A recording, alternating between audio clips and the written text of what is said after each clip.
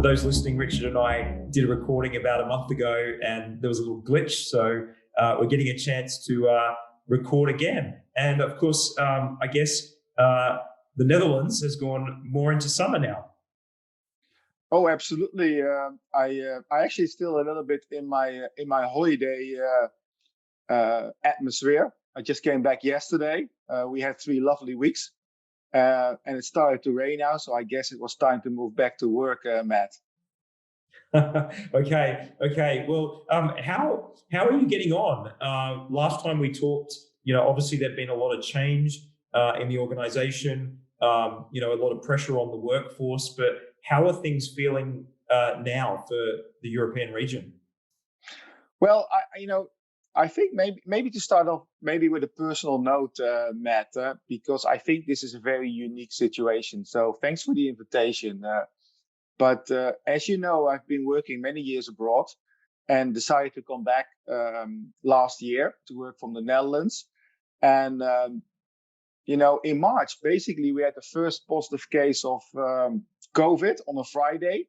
And basically, the following Tuesday, there was a press conference from our prime minister, and the country basically went in a full lockdown, and it hasn't recovered since. So one day you are still working from the offices on a Monday, then in the evening you have a press conference, and basically the government instructs everybody to start working from home, except of course people who are business critical, and in our case that's manufacturing staff, because we are part of the food chain, and of course the food chain needed to continue. So it was quite a surreal situation, and nothing that I've experienced in my lifetime before. But not only for myself, also for my kids. They've been home for almost 4 months, and for them it was quite challenging. But what you do see is that they adapt quickly.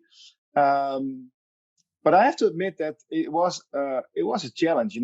No shops open. We went out a few times. You're on the road, and almost no cars. So a lot of experiences, but I think it also brought me a lot, reconnecting with people in different ways, appreciating health. It brought the family even closer. But I would lie to you if I don't say there were challenges. Not seeing friends, family, not going to restaurants, no cinema, no sporting, basically no outings. I did miss that. And to a certain degree, I still miss it, because I'm sure you've been up to speed with the developments in Europe, and the numbers are increasing rapidly. So a lot of the restrictions are on again. And as I mentioned, we haven't recovered since, and I still think there are going to be quite some challenges. Yeah. Well, it's not easy. So in terms of the organization and obviously, workforce of people who are riding these waves and these moments, how do we keep the energy? How do we keep the spark with everyone? Yeah, well, that's an excellent question, and I think we are still learning. As I mentioned, it's a unique situation, but I have to say, professionally, my view is that we really adjusted quickly and managed the situation really well at Perfetti van Melle, but not only at Perfetti van Melle. I think many companies did. When the virus initiated, we were very quickly to respond as a company with overarching guidelines to health and well-being and instructions on business continuity. Myself being responsible for Europe and the Benelux, we initiated a local crisis committee, not only in the Benelux, but in all European countries, and then also an overarching, what we call regional crisis committee. We also used some external advice, related to pandemic management, because it's such a unique situation, health and safety. But what I personally find very important, Matt, is that we put the health and safety of our employees first. We are a value-driven company, and one of our core values is care for people. So if you have symptoms related to COVID-19, you stay home and you get paid.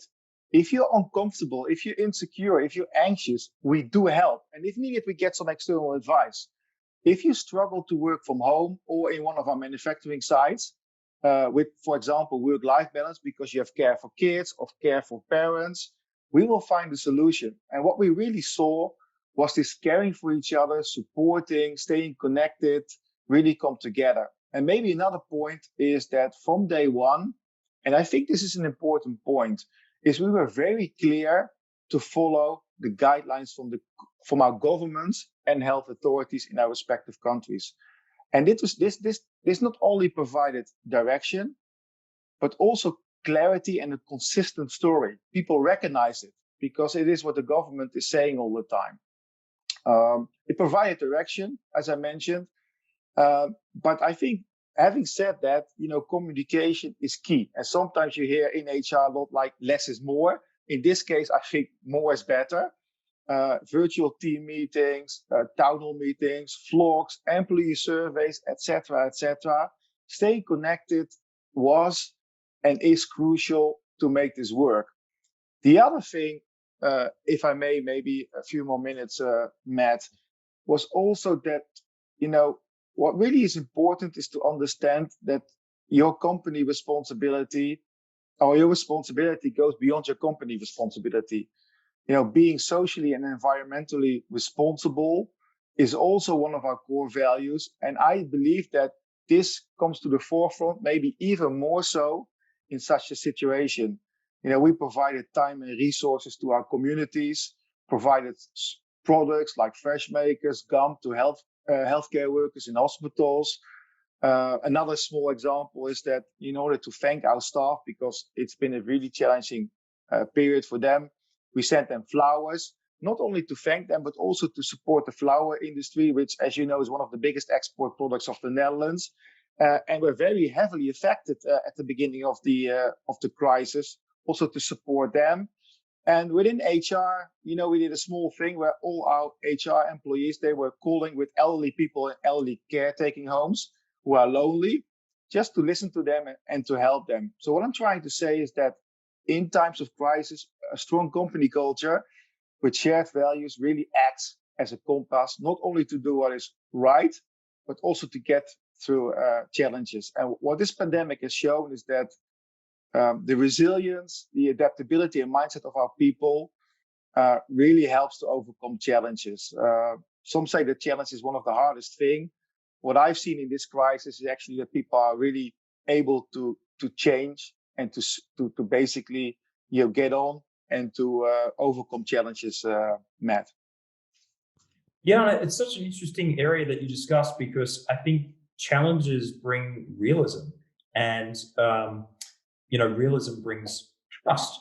And I think what you were talking about in terms of the elasticity of trusting people to not show up if they're sick or if they have other errands they need to run to keep their life together, you're trusting them on managing their life to achieve business results. And I think that's pretty big. No, absolutely. You're absolutely right. And I do believe that, never waste a good crisis. It's a horrible situation. And I'm actually convinced that we are not through this at this stage. I think it will be with us for some more time. But I do believe it has also brought us a lot as an individual, as families, but also as companies. And I think we've learned a lot and we're still learning. Thanks, Richard. It's good to catch up with you a second time and to actually get a recording this time. So thank you. You're absolutely welcome.